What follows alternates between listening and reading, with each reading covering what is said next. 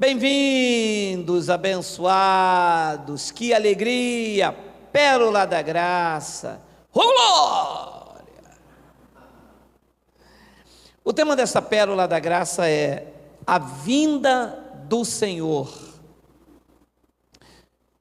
Antes de lermos o texto, deixa eu dizer uma coisa para vocês.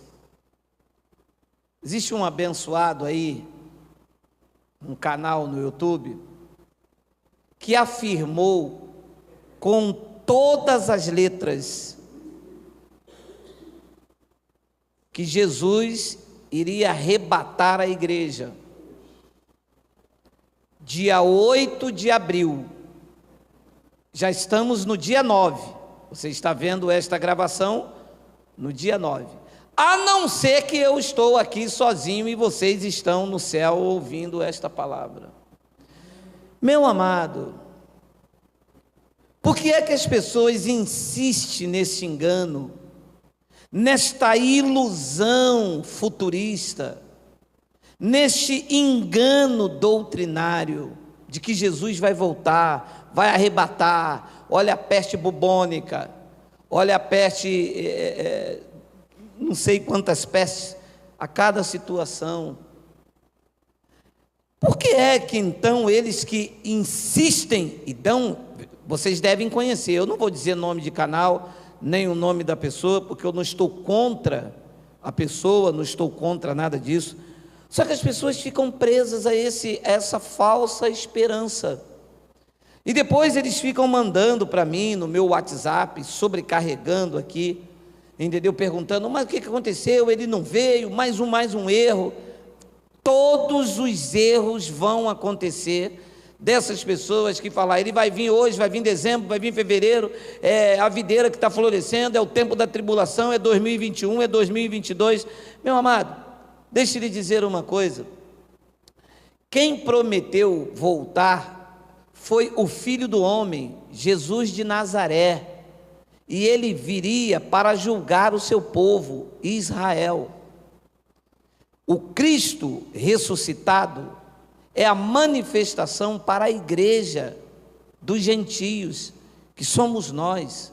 Não há julgamento para a igreja foi absolvida.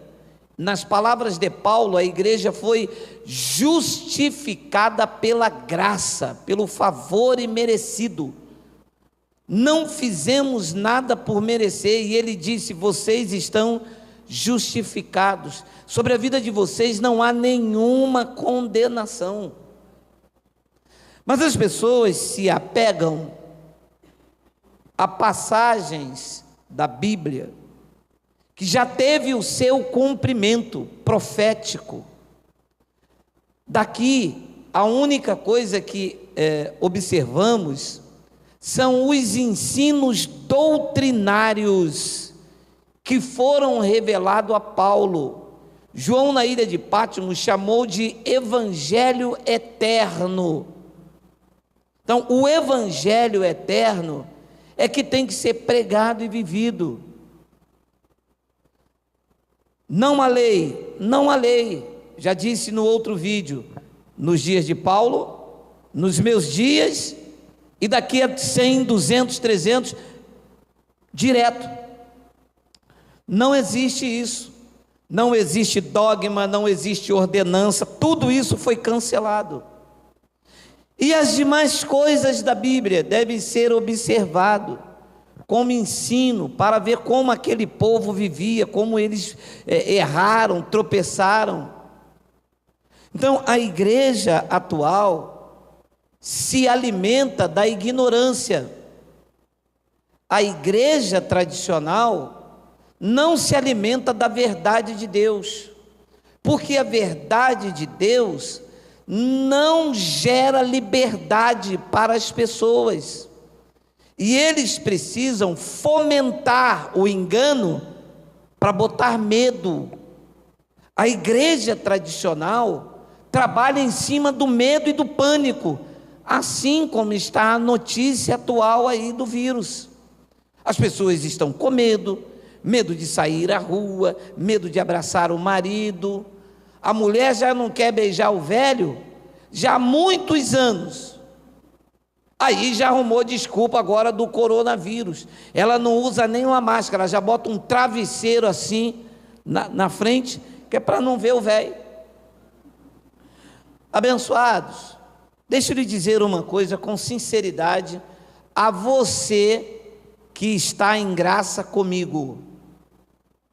Jesus, o Filho do Homem, já voltou. Ele não vai voltar mais. Esse entendimento não entra na mente do legalista, não entra na mente daquelas pessoas que empurram as passagens, as profecias da Bíblia para frente, e ficam empurrando, e deixam de viver a essência do Evangelho. Se eles têm convicção, igual esse abençoado aí, que disse, Iau, quem? Iau, disse para você que ele ia vir dia 8 de abril? Iau mentiu, meu amado. Já que você tinha certeza que ia vir dia 8 de abril, por que você não deu o seu carro, o seu dinheiro, a sua casa para as pessoas, para os pobres? Por que você não deu? Meu amado, triste e lamentável são as pessoas que seguem esse tipo de profeta, que não são chamados de profeta, porque disse que ia vir dia 8, já estamos no dia 9. Vamos ler. Irmãos, Epístola de Paulo, a segunda epístola de Paulo aos Tessalonicenses, eu vou ler bem devagar, eu nem vou ler daquele meu jeito não, saramandaia no tamanco, tá? Vou ler bem devagarzinho, igual padre. Segunda epístola de Paulo aos Tessalonicenses, capítulo 2, versículo de número 1. Irmãos, no que diz respeito à vinda de nosso Senhor Jesus Cristo e à nossa reunião com Ele, nós vos exortamos. Paulo está escrevendo aos Tessalonicenses. Isto é uma doutrina? Não. É uma conversa de Paulo com os Tessalonicenses. Há uma doutrina aqui para ser aplicada à igreja atual? Não. Paulo está se dirigindo à igreja do Brasil? Não. Tem alguma doutrina aqui que pode ser considerada eterna? Não. Então ele está tendo uma conversa com algumas pessoas. Essas pessoas estão em quarentena? Também não. Estão no Brasil? Não. Quem eram esses irmãos? De Tessalônica. Eles falam tanto de hermenêutica, eles falam tanto de exegese. Aprendi, viu, doutor? Viu? Mas o que eles apresentam é heresias. Será que Paulo, quando escreveu aqui irmãos, no ano 53 da escrita desta carta, poderia imaginar que eu estaria aqui lendo esta carta? Claro que não, Paulo não era vidente. Paulo era pregador do evangelho, não era vidente. Eis que Deus me mostra um negão lá no Sarapuí, ele é meu irmão. Como? Paulo está falando com os irmãos da Tessalônica. Então o evento era para aqueles dias. Lá na Tessalônica havia um burburinho, havia um frenesi de que o Filho do Homem iria voltar. A carta escrita no ano 53, e o Filho do Homem, Jesus de Nazaré, morreu no ano 33. Estavam dentro daquele evento, o acontecimento, a cada esquina, a promessa do juízo estava sendo falado. Por quê? Porque o Filho do Homem prometeu que iria vir nessa geração aí que Paulo está escrevendo. A expectativa era muito grande. Então vinha um e dizia: olha, a vinda do Senhor já aconteceu. Aí vinha outro e dizia: vai demorar. E este burburinho chegou na cidade de Tessalônica. E Paulo, então, está falando com eles. Tanto é que Paulo se inclui nela. Porque para Paulo, ele iria estar vivo nesse acontecimento. Só que foi decapitado em Roma. Ah, mas isso não está escrito na Bíblia. E você só crê se você lê, né? Porque a história para você não conta, né? Então Paulo não morreu decapitado porque não está escrito, né? Então Pedro não morreu de cabeça para baixo porque não está escrito, né? As pessoas ignoram o fato histórico. Não, porque não está escrito aqui, porque... Meu amado, fica de quarentena, fica. Faz isso não. Não ignora a história. Então ele diz aqui, irmãos, no que diz respeito à vinda do nosso Senhor Jesus Cristo. Então Paulo estava falando com os irmãos na Tessalônica, não está falando comigo. Isto não é uma doutrina para ser aplicada. O que nós observamos de Paulo é a doutrina que ele pregava.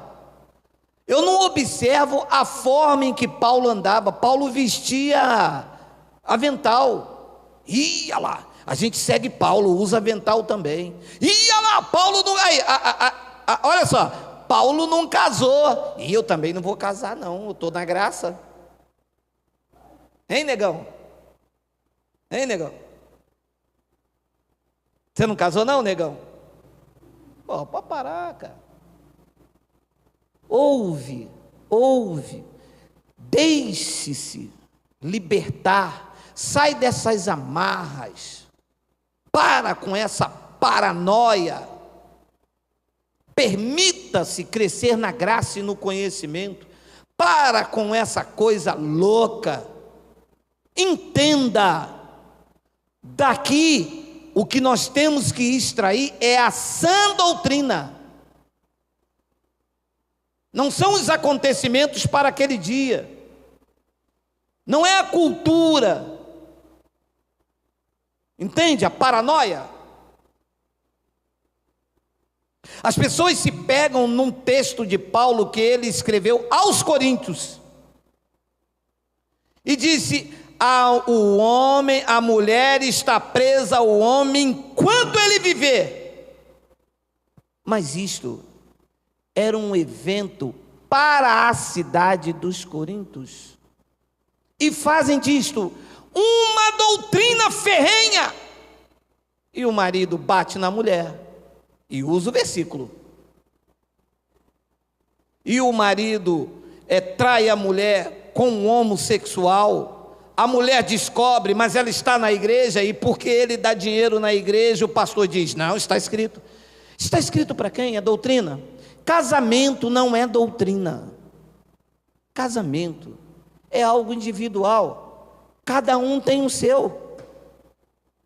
Se fosse doutrina, o teu casamento seria igual ao meu, esse igual dele, esse igual dele, esse igual dele.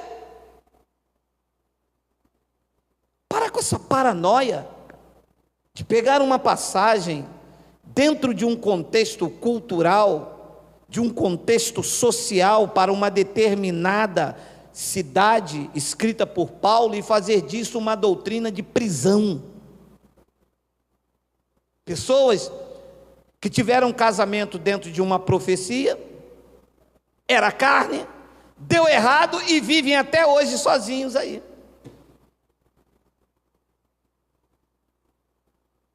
Mas vamos ali, a vinda do Senhor. Então Paulo está escrevendo isso no ano 53 para os seus ouvintes. Paulo não está escrevendo isso aqui e dizendo assim, ele vai demorar a vir. Nós estamos no ano 53 do primeiro século, não é 1953, hein, irmão? Não adianta ligar para cá amanhã que eu dou em você com chikungunya, com tudo, hein? Chikungunya não, qual é o negócio agora? Coronas do Covid, hein?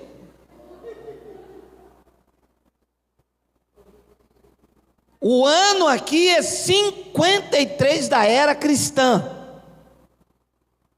Você acha mesmo que Paulo está escrevendo isso e dizendo, eu vou escrever isso aqui, para ele vai demorar mais ou menos, o quê? 1900? Não, 2000, não, 2020, as pessoas vão ler e vão se alertar. Para com isso, opa. Então Paulo diz no versículo de número 2, a que não vos demovais da vossa mente. De qual mente? Da minha ou dos Tessalonicenses? Claro, você está escrevendo a ele, está falando com ele, não tem doutrina ali não, é um argumento, gente.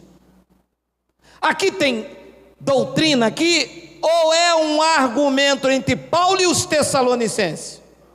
Quando tiver doutrina, sã doutrina, a prática para a igreja, aí você diz, isto serve também para mim, servirá também para quem vier daqui a 100 anos.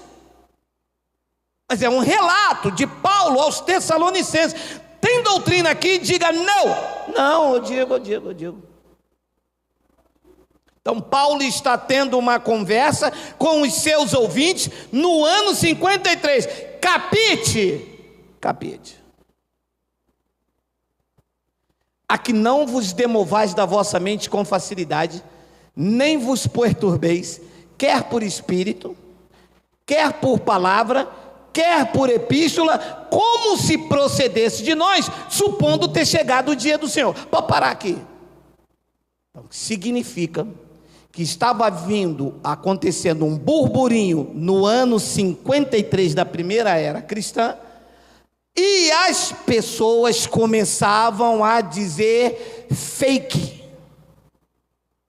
Aí Jesus vai voltar, Jesus está voltando, ele já veio, ele já chegou, já aconteceu. Então Paulo disse, olha, vocês não se perturbam, vocês aqui em Tessalônica, vocês não se perturbam por espírito, ficar inquieto, por palavra, e quer por epístola, por alguém que escreveu. Epístola é uma carta, tá, doutor?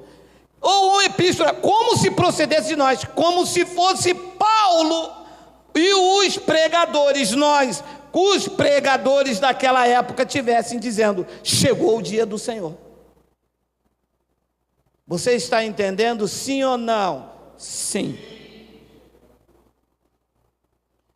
E olha o que diz o versículo de número 3, ninguém de nenhum modo vos engane. Vos engane quem? Nós aqui do Brasil, ou dentro dessa conversa que Paulo está tendo com os Tessalonicenses?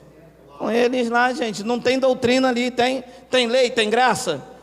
É uma conversa, gente, de Paulo com os Tessalonicenses. Isto foi uma carta que Paulo escreveu aos Tessalonicenses. Vamos observar quando encontrarmos doutrina. Não há doutrina aqui, é um relato de Paulo com os seus ouvintes naquela época.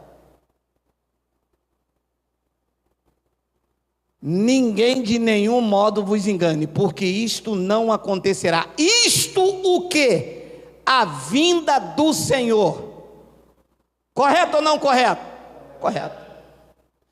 Porque isto não acontecerá sem que primeiro venha a apostasia. Pode parar aqui. Ano 53.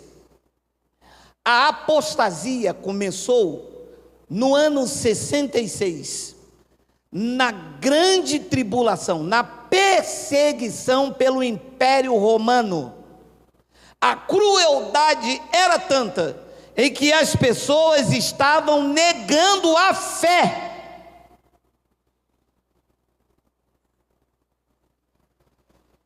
Esse homem foi decapitado, mas não negou a fé. Ele disse: eu combati o bom combate, acabei a carreira, eu guardei a fé. Pedro foi crucificado de cabeça para baixo, mas não negou a fé. Havia também Antipas, a fiel testemunha, havia Policarpo, havia várias pessoas que passaram pela grande tribulação. E os outros? Muitos apostataram da fé, deixaram a fé. Aí ele diz: a vinda do Senhor, disse Paulo no ano 53, não acontecerá sem que primeiro venha apostasia. Agora leia, agora vem o choque de ordem. E seja revelado o anticristo. Mas eles dizem que é anticristo, ali está escrito o homem da iniquidade. Os professores da escola dominical e alguns pregadores de Quissuco, porque são pregadores de Quissuco, dizem que é o anticristo, mas ali diz que é quem? O homem. Diz que era um homem da iniquidade, o filho da perdição. Será que Paulo, quando escreve isso aqui, estava olhando e dizia: já sei, este homem será Bill Clinton? Será? Será que Paulo olhou para cá e disse: já sei, este homem vai ser... Não, aquele do Usain Bolt, né? Aquele que... Usain Bolt. Olha, gente, é porque eu falei que ia falar, mas dá vontade de sair por aqui dando uns terra, uns glória, uns rabanada. Então, Paulo diz: olha, a vinda do Senhor, falando com eles, não vai acontecer sem que primeiro, número 1, venha a apostasia, e seja revelado o homem da iniquidade, o filho da perdição. Aqui tem uma vírgula. Vamos continuar a conversa. O qual, olha, que o homem da iniquidade, o filho da perdição, diz que o qual o homem se opõe, é um diabo, opositor, é um adjetivo, e se levanta contra tudo que se chama Deus, ou é objeto de culto, e diz que o homem da iniquidade, o filho da perdição, a ponto de se assentar no santuário de Deus. Pô, parar!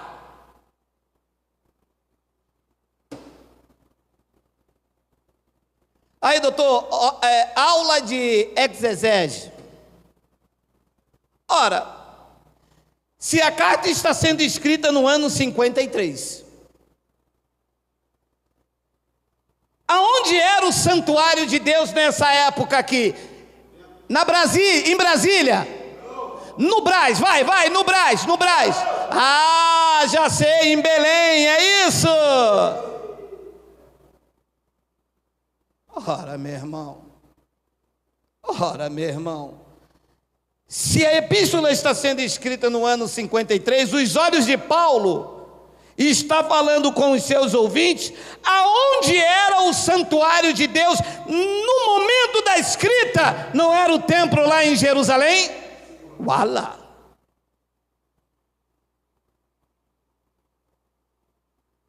A pergunta que eu faço é: como é que esse homem vai se manifestar se o santuário hoje sou eu e é você? Ele vai sentar em mim?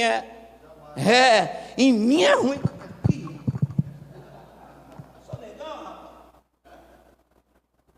Que homem vai sentar em mim, me amassar todo, vai me estrunchar todo?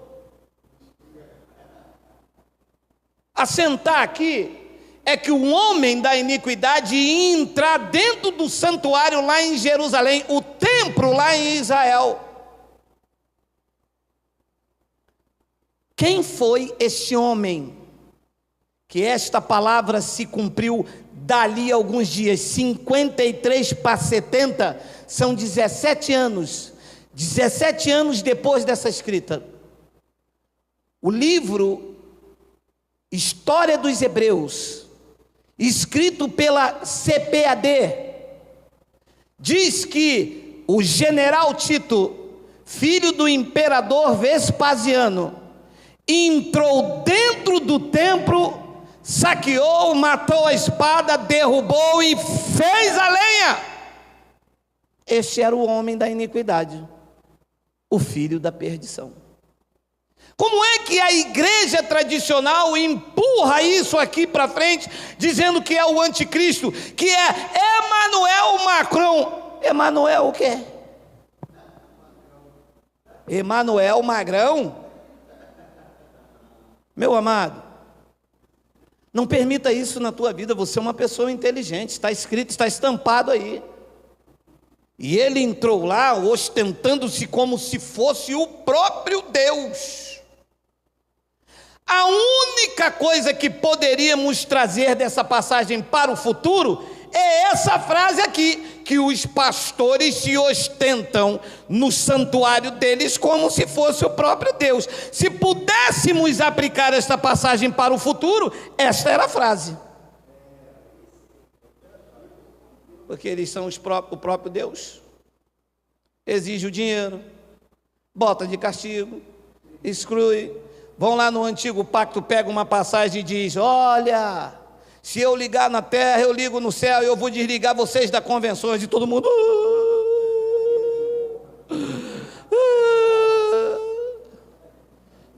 Agora em dezembro nós vamos consagrar, dizem os pastores, né? Dizem os que se ostentam como próprio Deus, nós vamos consagrar aquele obreiro fiel. E fica aquela disputa, aquela carnalidade para quem sentar aqui. Eles gostam disso.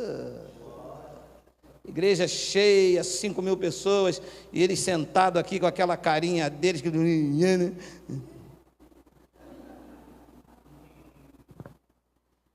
Amados, Jesus não vai voltar. A manifestação dizia respeito àqueles dias. A manifestação era para eles. No ano 70 o templo caiu e o juízo começou pelo templo.